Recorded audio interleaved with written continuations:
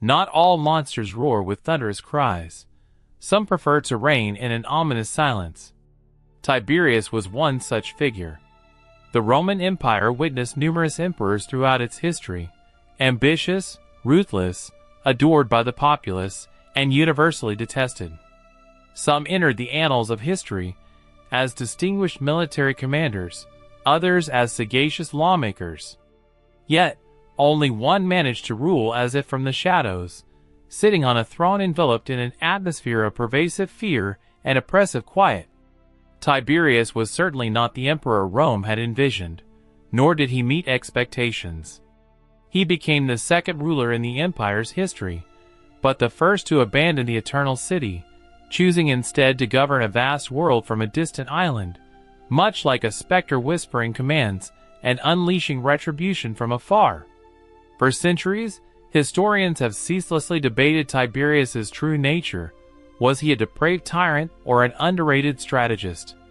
Some accuse him of sophisticated sadism, whilst others, conversely, extol him as the most astute ruler of his age. The truth, it seems, is hidden deep within his past, and within the silent walls of his secluded Capri residence. For before he transformed into the empire's most formidable figure, Tiberius was a rejected child, a talented general, an unloved husband, an heir to the throne without choice, and ultimately, an emperor who had lost faith in Rome's grandeur. Tiberius came into the world in the very heart of Rome, a city not yet an empire, but already a simmering cauldron of political intrigue. Long before donning imperial purple and ascending the throne, he was merely a boy who learned the bitter truth that time and affection were currency in the world of power, and blood ties merely instruments to achieve one's aims. In 42 BC, as Rome was torn apart by ambition, Tiberius entered a world where family was not always a bastion of protection, but rather a battlefield for influence. His father, Tiberius Claudius Nero, aligned himself with Mark Antony, whilst his mother, Lydia Drusilla, hailed from a noble lineage renowned for its icy composure. Yet, even such a background could not prepare young Tiberius for the upheavals to come.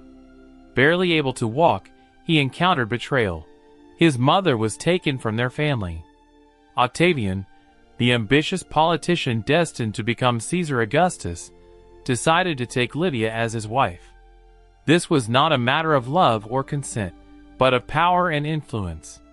Lydia, carrying another man's child, became the spouse of Rome's new ruler. Thus began Tiberius's history of emotional solitude. He never called Octavian father, nor did he retain his former affection for his birth father.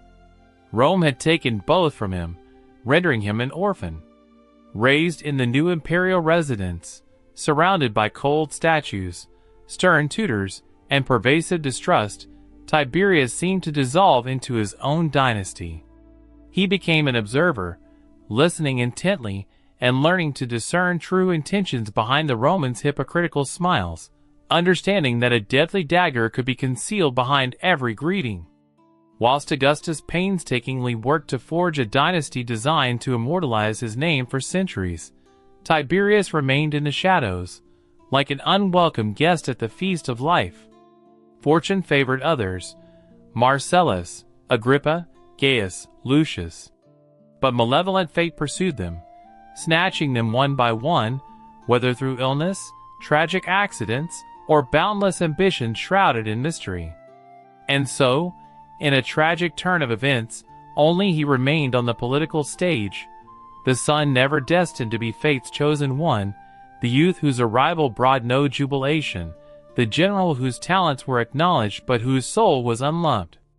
Tiberius's childhood was spent in a harsh atmosphere of deprivation, overshadowed by a constant sense of loss. His youth knew no joy of desire, only the heavy burden of duty weighed upon his shoulders. His early adulthood was not illuminated by the light of love, but rather resembled emotional exile, a voluntary imprisonment in the dungeon of solitude.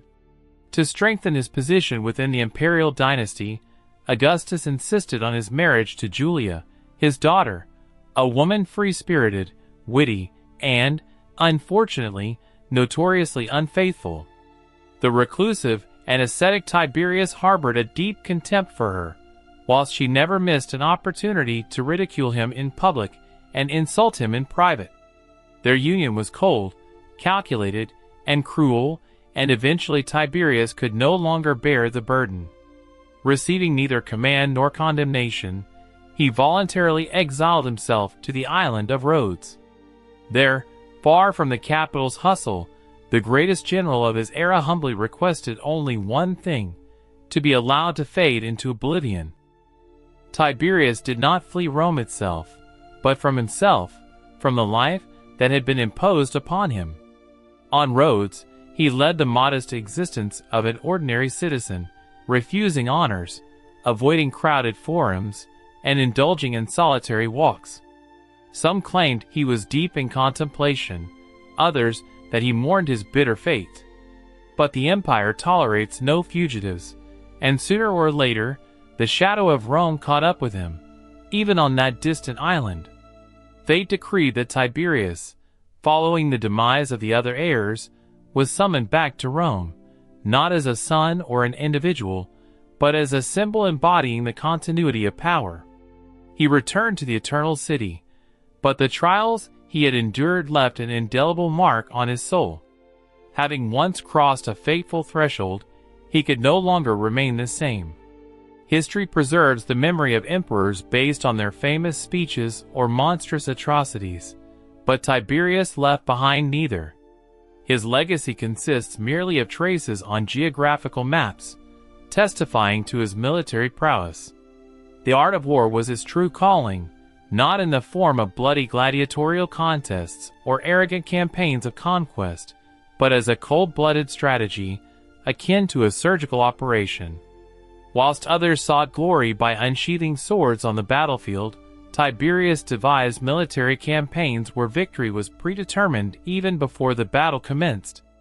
His genius manifested not in personal bravery, but in his ability to foresee enemy actions and preempt events. He led military expeditions into Germania, Pannonia, and Armenia, earning the respect of his soldiers and instilling fear in his adversaries. He was never loved, but his talent was always acknowledged, which in Rome was valued far more highly than the clamorous applause of the crowd. Shrouded in silence, Tiberius was a figure whose taciturnity was not a sign of inner strength, but rather an echo of a gaping void. Years marked by contempt, betrayals, and solitude had forged him into a stoic and inscrutable personality. Sleep and food were secondary to him, and a smile had entirely vanished from his life. When issuing commands, he maintained a distance, as if devoid of human emotion. In each triumphant military campaign, Tiberius solidified his authority, but lost a piece of his humanity. Every conquered territory only deepened his alienation from the world. Victory was overshadowed by solitude. The death of his brother Drusus, the only person with whom he had an emotional connection, was a terrible blow. After Drusus's tragic demise in Germania, Tiberius, without uttering a word, traveled a long way in pouring rain to look upon his body one last time. He delivered no eulogies, shed no public tears. He simply spent hours in silence beside his body. This was the last moment anyone saw him broken. From then on, Tiberius transformed into something akin to a granite statue. Augustus, feeling the weight of his years, turned his gaze towards the dynasty's future. Heirs departed one after another, leaving the empire without fresh blood. Ultimately, the emperor accepted the inevitable. Tiberius, the son he had never wished to see as his successor, the silent son-in-law, the solitary warrior, was summoned back. Not as a favorite, but as a last hope. The Senate approved his return. The people did not rejoice, and not a single muscle twitched on Tiberius's face. Upon his triumphant return to Rome, he nonetheless carried within him the burden of deep contempt and the certainty that he was never destined to truly belong among the Romans. This realization only intensified his alienation. He ceased responding to personal messages, delegated decisions to lawyers, rejected the erection of statues in his honor, and avoided public events such as circus games. Rome had granted him power, but it never managed to become a home for him.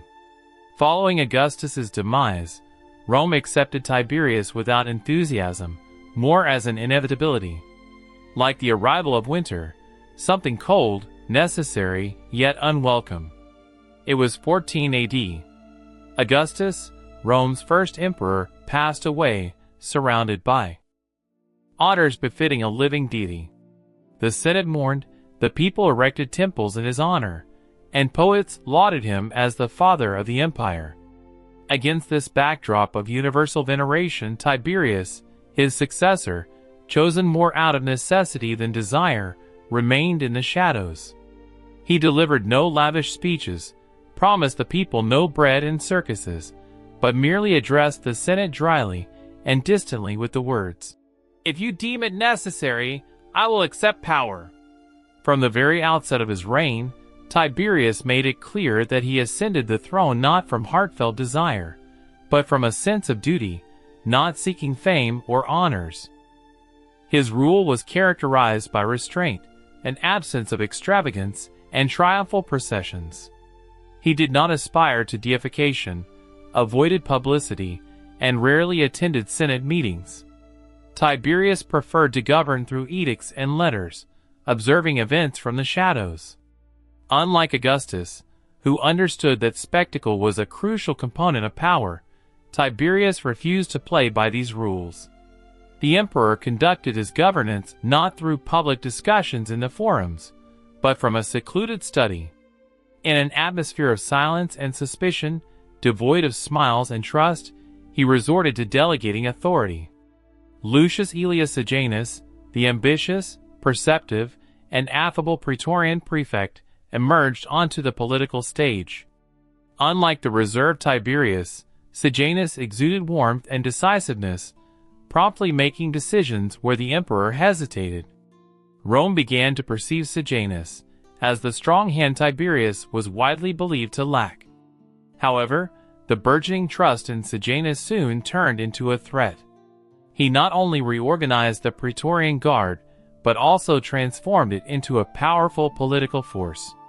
Amassing immense power, Sejanus suppressed opposition in the Senate, eliminated personal enemies, and gradually became a sinister shadow looming over the throne.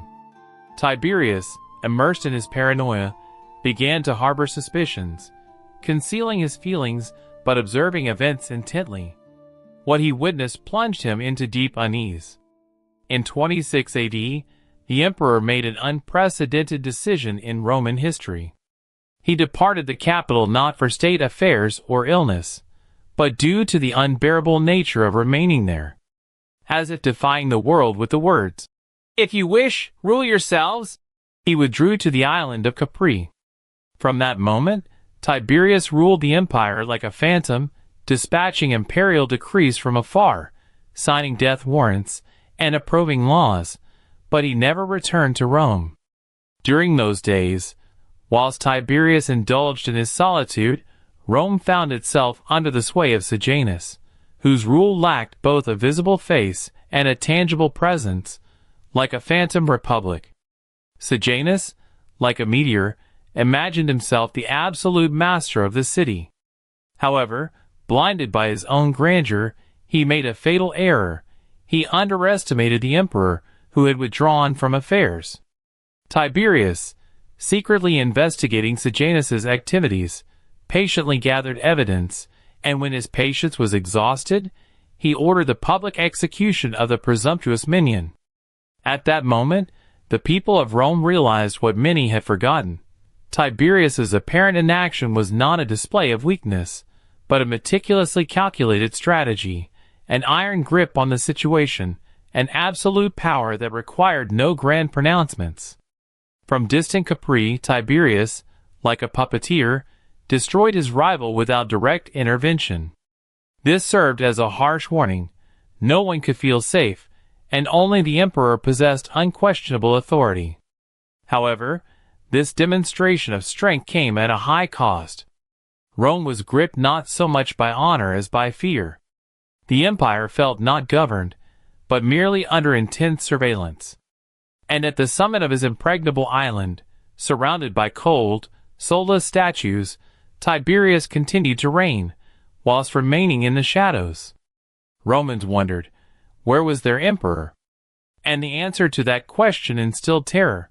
He ruled from an island, solitary amidst the rocks and grim rumors. Capri is not merely a geographical point on a map, but a true oasis where sheer white cliffs conceal mysterious grottos, crystal clear waters caress the shore, and the sky above seems boundless. It was here, on an impregnable peak, that Emperor Tiberius decided to build his new world, leaving behind the bustle and intrigues of Rome. He fled the Senate's pomp, the shouts of the crowd, the gladiatorial contests, and the hypocrisy of the city streets. Rome, with its incessant noise and falseness, was full of prying eyes. Capri, conversely, offered a longed-for silence, but at the same time transformed his figure into a legend. In those times, generous gestures, known as munera, were not merely acts of charity, but meticulously planned investments in one's own status. These demonstrative, memorable, and often costly deeds paid dividends handsomely. For they not only elevated the benefactor's name in the eyes of society, but also secured him influence, universal respect, and often immunity. Some wealthy citizens spared no expense in distributing thousands of denarii in the form of bread, wine, or oil, showcasing their generosity to the populace. However, they were driven not by compassion, but by shrewd calculation. The support of the plebs could prove a decisive factor in political struggles. Inscriptions testifying to such deeds have survived to this day. On stones, one can read phrases like, "So-and-so paid for the restoration of this aqueduct for the glory of his lineage." Or another example, "Another man gifted this fountain to the people, and was honored with election as aedile the following year." Even death became a reason for a generous gift. Many left clear instructions in their wills to distribute money to the poor, grant freedom to slaves, and fund spectacular public games. They were motivated not by sudden remorse, but by the desire to immortalize their family name in the memory of descendants. In a society where the cult of ancestors held immense importance, every donation became an act of symbolic self-preservation, a way to leave one's mark on history. Even noble deeds, such as Pliny the Younger's provision for the education of orphans, often proved to be merely part of a larger strategy. In ancient Rome, generosity was not viewed as a loss, but as a profitable investment in future recognition. Possessing immense wealth, Romans sought to eternalize their name in the memory of descendants, thereby creating an enduring legacy. 2 millennia later, Rome continues to live on in modern customs. Whilst purple togas and slaves anointing bodies with perfumes have faded into the past, the drive to display superiority remains unchanged. Today's status symbols include luxury watches, designer clothing, private jets, and sea-view villas.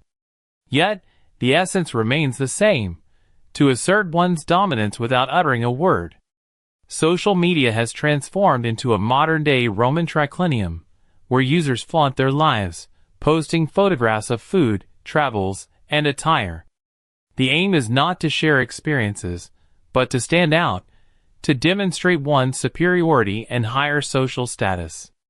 And whilst faces are no longer minted on coins, they appear in advertising campaigns, on brands, in virtual currencies, NFTs, on nameplates, and in embellished biographies, all striving to engrave their image into eternity. Modern celebrations have transformed into exclusive, closed-door parties.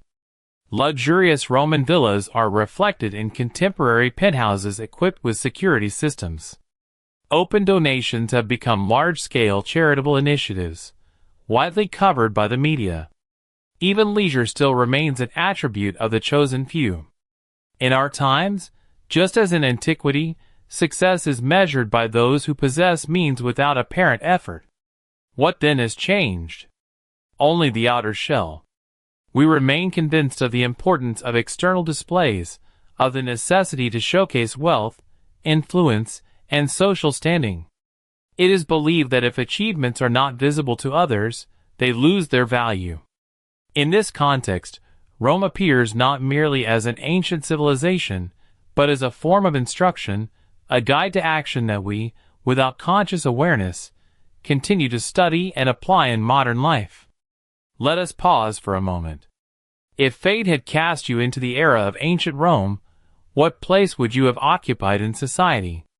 Would you have woken amidst luxury, on linen sheets, surrounded by exquisite statues and manicured gardens, or would you have eked out an existence, barefoot on cobbled streets, performing arduous labor and possessing no voice?